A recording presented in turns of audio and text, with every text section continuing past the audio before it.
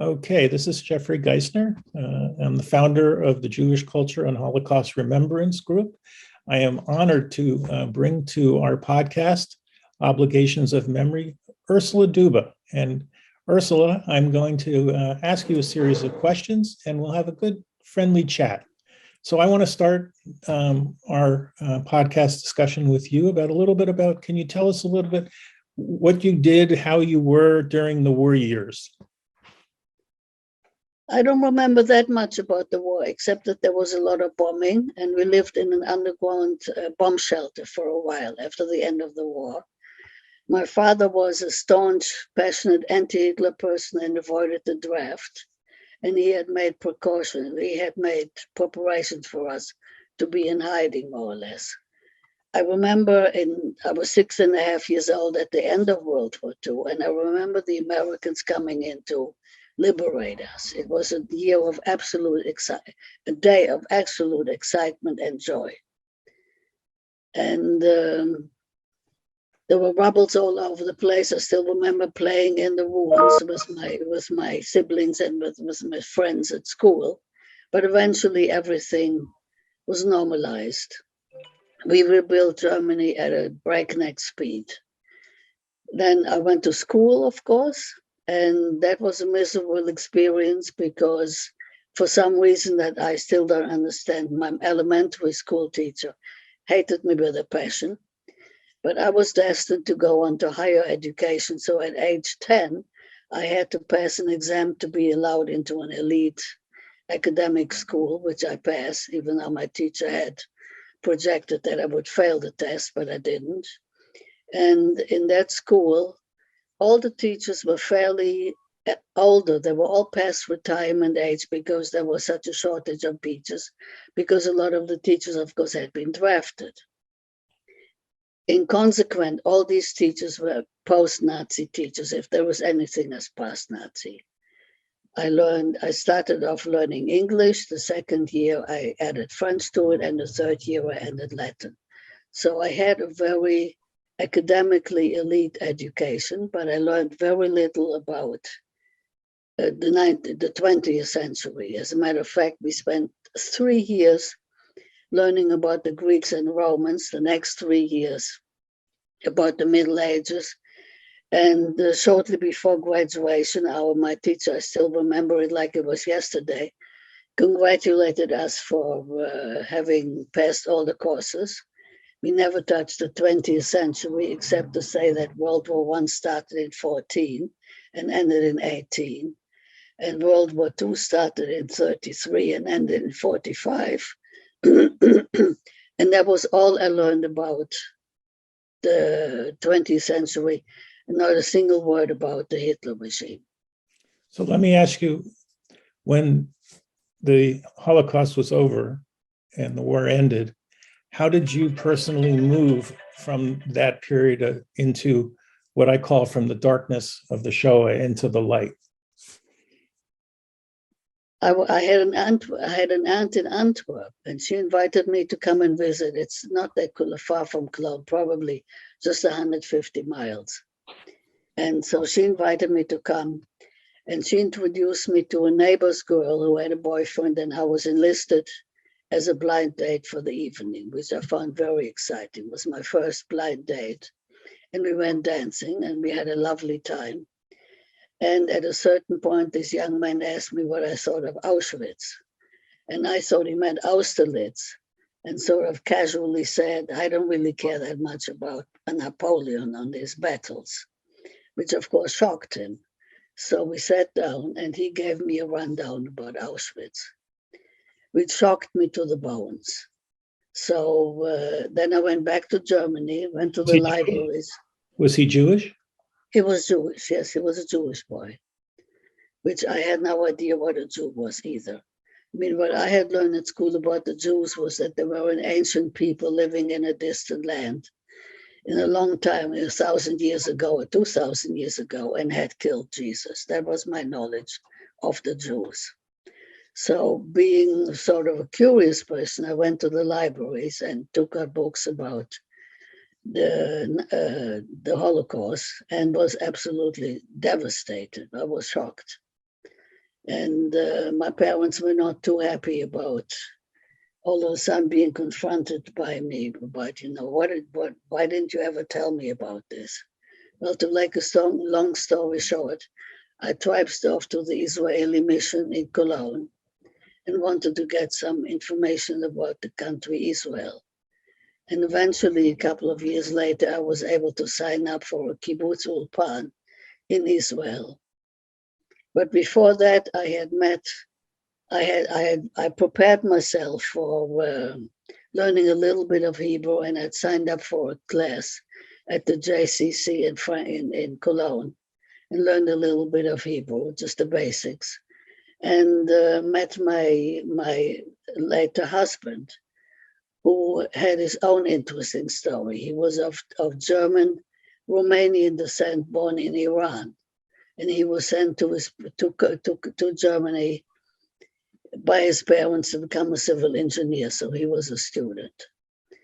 Anyway, I went to Israel, lived in a kibbutz, and participated in an ulpan, and met my first Holocaust survivors in the ulpan, in the kibbutz, which moved me very, very deeply. So that was the beginning. And then tell me a little bit about how you went from Israel to the United States. Well, eventually I went back to Germany. My then husband and I got married, and I had always had an adventurous spirit.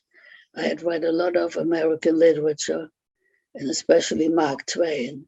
We had actually, in the meantime, his parents had left Iran and had made Aliyah in Israel. And we were supposed to follow. He was Jewish? His father was Jewish. His mother was Christian. Okay. His father was Jewish. Several of his siblings had made a life in Israel, and he decided to make Aliyah in Israel. At that time, he was in his 50s. So I decided before we settle in this little country, Israel, I want to see a little bit more of the bigger world. And I had met in Israel, I had met several other students from America. So I had a handful of American friends, Jewish all, of course. And we went to America, and we settled in Brooklyn. And it turned out it was a Jewish neighborhood. And then later on, when we moved to a larger apartment, it was a low middle class neighborhood with a lot of little stores. And it turns out that most of my Jewish neighbors were actually Holocaust survivors or refugees. Was it easy to get in? What year are you talking about? 1965. And was it easy to get a visa to come to the United States? At the time, if you were German, you were welcome. I had a letter from a friend in Germany, in the United States, who said, I know Ursula, she's a decent person. She will not be a burden to the country, and presto, I had a visa. It was that easy. Wow. And for your spouse as well? For my spouse, it was not so easy because he was born, even though he was European, of course, he was under the quota of Iran. But because we were married, he went under my quota. Gotcha. Yeah. All right. So tell us about the Brooklyn years. The Brooklyn years were very interesting and very eye-opening. It was a mixed neighborhood of Caribbean Black people and refugee Jewish people. Little stores, the little fabric store, the bakery, the butcher, everybody was Jewish in the stores. And then over the years, we lived there for 3 years. I got to know bits and pieces of my neighbor's stories, which later became part of my book, Tales from a Child of the Enemy. And they moved me very very profoundly. I still remember them distinctly to this day.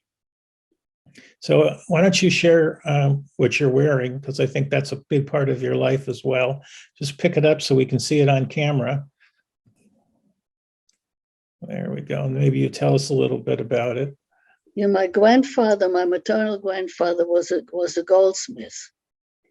And I'd always had a hankering for the arts. So when my children, at first I was totally involved in child rearing and running a very nice home. And eventually, when they were a little older, I decided to go back to school and learn silversmithing and jewelry designing. And I learned these two techniques, and I started to exhibit in art shows and eventually exhibited in galleries. And that was my life for a good 20 years. Unfortunately, in the meantime, my marriage crumbled and I moved to Connecticut, to this idyllic little town where I've lived since 1976. So everyone knows you in the town? Everybody knows me in the And town. how did they know you? When they say Ursula, what do they immediately say next? I became a member of the art committee. We have a wonderful library and housed regular art exhibits. And I became very active in that. I was a chairperson for a number of years, and I'm still active in that.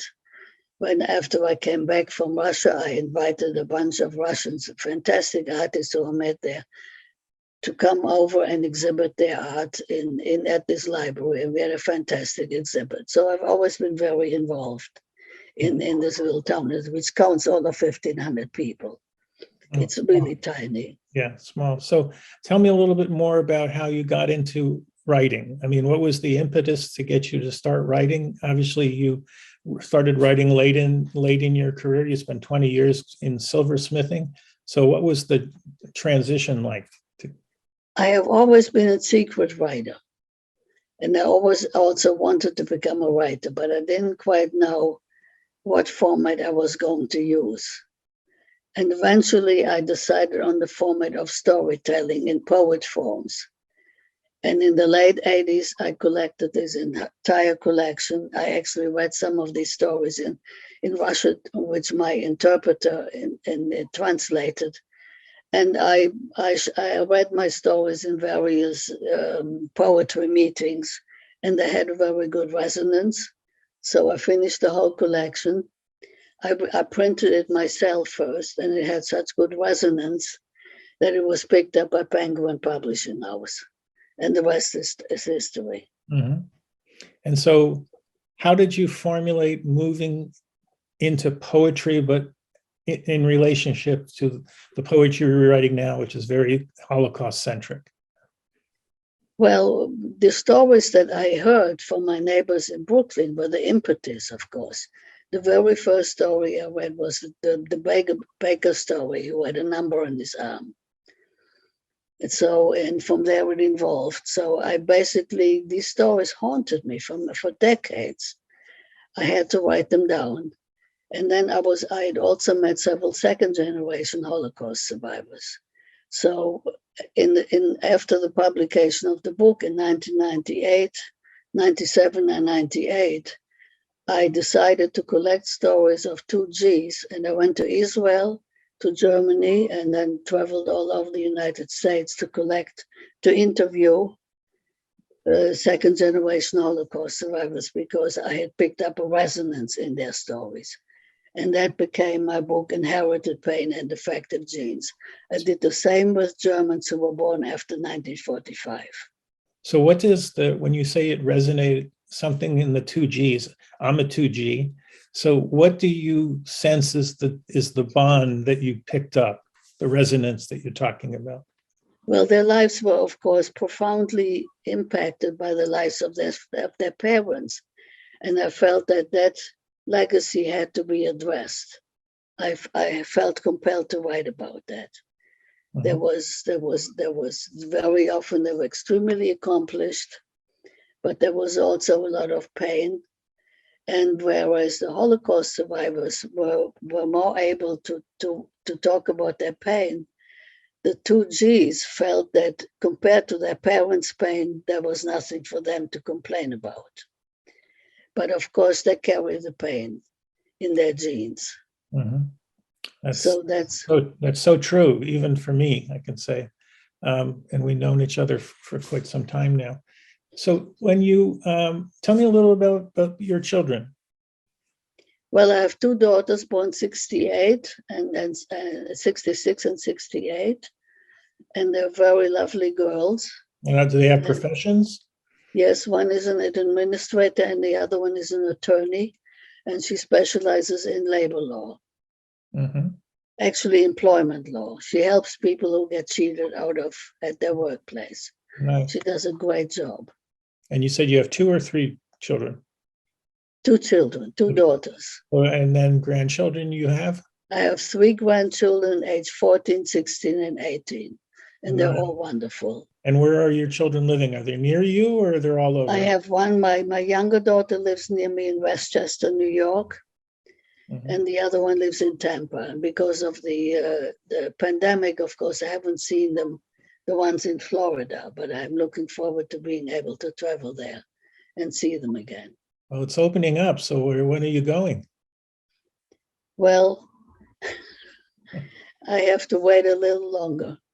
Okay. I'm terrified of catching COVID. You know, I'm 83 years old, and even though I'm vaccinated and boosted, there was a fear.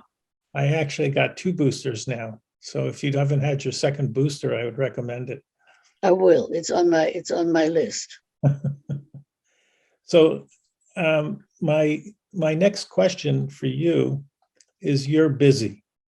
Whenever I talk to you, you've always are busy. You always have a project going on. I'd love for you to read a poem during our interview here today. You can pick any one you want, but I always wanted to know what's on your bucket list. What's the projects where you want to go, that you want to achieve and you haven't yet done it? I'm presently working on 2 projects. One is in 1999, I was invited to give a lecture at the Yale University Genocide Study Center about the legacy of Germany. And the paper was called Germany, the Legacy of Bystanders, Cowards, Informers, Desktop Murderer, and Executioners. It's quite a mouthful. And it's in 2 parts. The first part is about the impenetrable silence in Germany after 1945. And the second part is about my experience at reading from my first book at German schools, which was horrific. The aggression of the German students was mind-blowing. It almost killed me. So I had to write about that. And so I'm preparing that for publication. And then another project I have is my late husband, who was a Holocaust survivor of the Warsaw Ghetto, wrote his memoir, and I edited it. And now we did a self-publication, but it's not known very much, and it needed to be edited and needed to be curtailed a little bit. So I did that, and I'm in the process of also publishing that to be sold on Amazon. So your book that you've just finished writing, and I know you just released it a few months ago, and it's called Inherited Pain and Defective Genes, Descendants of the Shoah and the Third Reich. What made you want to crystallize this book to make it this definitive? I mean, it's a pretty strong title, Inherited Genes, Defective Genes. I actually wrote the book in the 90s, but I couldn't find a publisher at the time, and it's been sitting in my laptop, annoying me for the last 20 years. And I finally decided, my daughter said, "Mom, when are you going to publish this book?" I said, "Well, I'm thinking about it." She says, "Don't think about it, do it." So she hooked me up with a website that prepares manuscripts. And within no time at all, I found somebody to do that. And it was a matter of weeks to get it out into the public and get it onto Amazon as a print on demand. And it's available in Germany, in England, and of course in America. So is it a self-published book? It's a self-published book. Are you willing to tell us who helped you? Because I'm sure there are other people listening who probably are in the same situation and are sort of gatekeep. They can't get their books to the big publishers. Right. It's called Upwork. It's a website called Upwork, and they do a zillion things. Okay. I know Upwork myself. Yes, and they hooked me up with somebody who specializes in preparing manuscripts for publication. What a great idea. That's a great, I'm going to use that in the future. Yeah, and actually it was Nivas, my friend Nivas, who's a child Holocaust survivor, her daughter, who was visiting, and I mentioned the manuscript, and she, and on top of that was my daughter said, "So Ursula, so when are you going to do it?" And it really didn't take that long. It took about 6 months to get it out. And I'm very happy. It's an enormous relief that it's outside of my laptop. Yes, it's in the world. And how's it selling on Amazon? I have no idea. Okay. It doesn't matter really, does it? No, it doesn't. I feel it's out there. It will find its readers, and whoever else wants to use it for research, it's out there. Now you probably can go to Penguin and say, look at this. It's out. The Holocaust is not a hot topic when it comes to publishing. They, in the meantime, joined forces with Random House. And unless it's a niche, the Holocaust is a niche field. Yeah. It's never going to appeal to mass readers. So I can understand that. So let me ask you a question. We're just about to wrap up. And if you have a poem to leave us with, or 1 or 2 poems, I would really love to have our audience hear the power of words that you provide us. And please, if take the opportunity here to share something.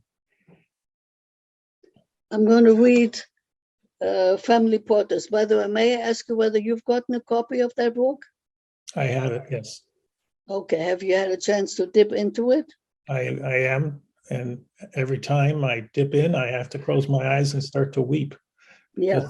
These are very powerful poems. This is based actually of a friend of mine, a neighbor, so to speak, who lives here in Stony Creek in this idyllic little town along the shoreline. And it's called Family Portraits. 3 days before they returned to the States, at the end of the vacation in France, mostly spent in modest bed and breakfasts, their mother had a surprise for them. They had made reservations in the bed and breakfast in a castle in the lovely region of Bourgogne, an area with ancient history. Her sons, 11 and 13, were excited when they approached the castle perched on a hill, clearly visible from miles away. They counted the towers, were awed by the huge walls surrounding the castle.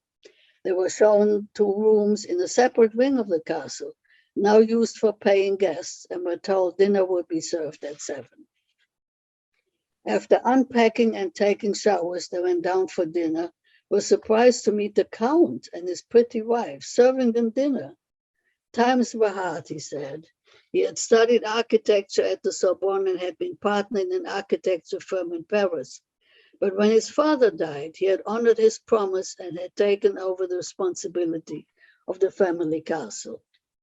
The Count was a cheerful man, told them enthusiastically how he was going to save the castle from falling into ruin, how he was going to modernize it without compromising its appearance, and offered them a tour after dinner. They walked up and down staircases lined with family portraits, dozens of them, all clearly identified by name, date of birth, the person's acts of bravery and accomplishments, and the date of the person's death. Her sons were somewhat disappointed when they settled down for the night and talked about the events of the day. This castle, looking so splendid from afar, had little of the expected grandeur. They had taken note of the worn-out steps, the threadbare carpets, the frayed curtains, the dried-out moat. To top it off, a Count serving them dinner, even though he had explained this was his first year, business was slow, not yet enough guests to warrant hiring more staff, besides the cleaning woman. When her sons were asleep, she went back to the main staircase, looked at the family portraits, studied the faces, one by one, noticed the resemblance of the Count and his children to some of the faces on the walls, read what was written underneath them, marveled that this family dated back to the 15th century, read that several had suffered violent deaths during the French Revolution, but was relieved to read most had survived in Austria during the time of turmoil. All of a sudden, to her shame, the feeling of envy came over her. Envy for those who knew what their aunts and uncles, grandparents, great-grandparents looked like. As the first daughter born to Auschwitz survivors in the displaced persons camp in Germany in 1947, she didn't know about cheerful reminiscing of her parents, siblings, cousins, aunts, and uncles, ever. In her family, the mood dropped like a stone. Voices became hushed. The word guest was heard in a whisper whenever the names of relatives came up. She didn't know anything, nothing at all, about her parents' immediate family, whether aunts Juliet, Gella, Ernestine, unless uncles Yossi, Aaron, Jacob, cousins Gittel, Moshe, Saul, and the other 37 relatives had had sunny dispositions, had liked practical jokes, had liked to curl up in a corner with a book, or had liked the outdoors. She didn't know what dreams they had had. She didn't know who of them had had a pretty voice, who had had a special way with words, who had been artistic, who had liked mountain climbing, who had baked the best strudel, who had been a Zionist or socialist, who had had a head for arithmetic, who had had a neck for business, who had wanted to become an engineer, who had wanted to be a scientist and find a cure for arthritis. When little Hannah grew up, nobody took note of her talent for languages and said, just like Aunt Judith. And her brother's talent for inventions was not compared to those of Uncle Yossi's. Instead, when resemblances were noticed with those of the murdered, a dark cloud entered the room, sighs were heard, there was the clucking of the tongue, a lowering of the voice, the word guest, always the word guest, before the silence came down like a heavy curtain. Hannah thought about her beautiful big house at the shoreline of New England. Knew she had done well for herself, didn't have to take in boarders. Her carpets and drapes were not threadbare, the steps not worn out, but what she didn't have and desperately wanted was a handful of photos of her parents' families, about their lives before they were murdered in Auschwitz, Treblinka, Sobibor, Bergen-Belsen. Wow, beautiful. And why that poem? What was the impetus for you to get that out of you? Well, when she told me about her trip to France and then started to talk about the wonderful pictures there were and that this family knew anything about their families going back hundreds of centuries and that she knew absolutely nothing. It moved me profoundly. So I want to leave us with perhaps one poem which is so strikingly beautiful to me, and it touches my heart because I have my parents, is the Your Reparations poem. And I'm trying to remember the name. It's a nickel and a quarter, if I remember it, if that's the name. Yes, it's about the reparations. Yes. Is it called nickel and a quarter? A nickel and a quarter, yes. Yes. Oh, okay. So if you could pull that one and we'll let you read that, and then we will conclude our podcast for today. Sorry to put you on. My screen has turned blank. What does that mean? It's okay. We're not worrying about the screen. Okay. This was based on an interview I had with a German Jew, a second-generation German Jew in Germany, and it gave the stories of the survivors and their families in Germany were particularly heart-wrenching. It's called $1 and a quarter.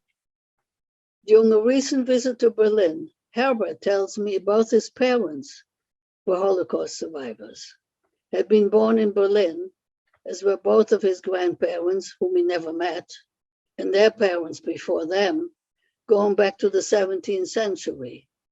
His father had volunteered to fight in World War I at age 17, had received a medal for his courage, but in 1943, they were deported to Theresienstadt and from there to Auschwitz.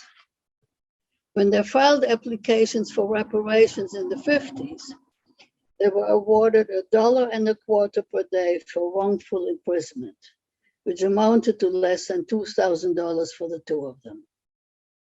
$1.25 for wrongful imprisonment, Herbert repeats with barely concealed rage, and then adds, he's particularly incensed at the word Wiedergutmachung, make good again, which Germans coined for reparations to victims of the Shoah, and tells me Germans often express anger that the Jews don't want to forget after all the money paid to them. His father's first wife, their two children, and his parents-in-law had been selected for the gas chambers within the first few days of their arrival. But his father had been deemed useful to work in a quarry with an iron ball attached to one of his legs. The former administrator performed back-breaking work 12 hours a day, 6 days a week for 2 years, even while having pneumonia with a fever of 103. At liberation, his mother was almost buried alive in a mass grave at age 74, deathly ill with typhus, weighing 71 pounds. If it hadn't been for an alert nurse of the Red Cross who detected some movement among the heap of emaciated corpses, after arrival in Auschwitz, his mother had been sent to work in underground munition factory for a year and had barely survived the death march to Bergen-Belsen. She was hospitalized for an entire year after liberation before being able to return to Berlin. Their Herbert parents met, married in 1945. Both of them the only survivors of their respective families, and Herbert was born in 1949. He goes on to tell me how terrified his parents were each time they received an official letter asking for this or that document, and how afraid they both were of the visits to the assigned doctors. In addition, his father was awarded $1,250 for his household and personal possessions, based on a detailed list conscientiously filed by the Internal Revenue Service, which he had to provide before his transportation to Theresienstadt. This was now by no means the replacement value of his father's possessions, Herbert points out, but the assessed value of his possessions as of 1943. The word used furniture and used appliances played a key role in this assessment. His mother, who had been living with her parents before being transported to Auschwitz, was not awarded any compensation for her personal belongings, as the lists compiled by her father clearly showed the furniture had all belonged to him. The fact that she would have been entitled to inherit his possessions did not count. There was no compensation for the slave labor, no compensation for the education his mother had been deprived of, no compensation for the loss of their families, no compensation for their emotional and physical suffering. There were services provided to address the long-term psychological damage which plagued both his parents for the rest of their lives.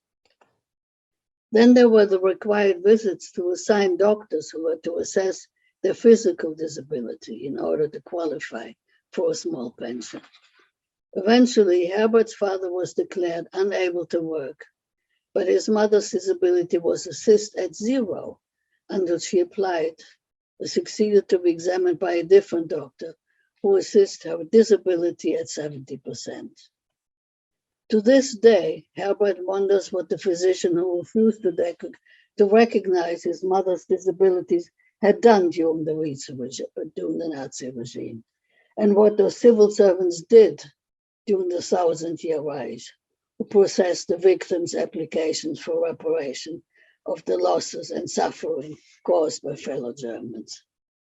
Herbert wonders how many of those civil servants had been members of the Nazi Party, how many had enthusiastically participated in creating a glorious nation for the master race by exterminating all those they considered inferior.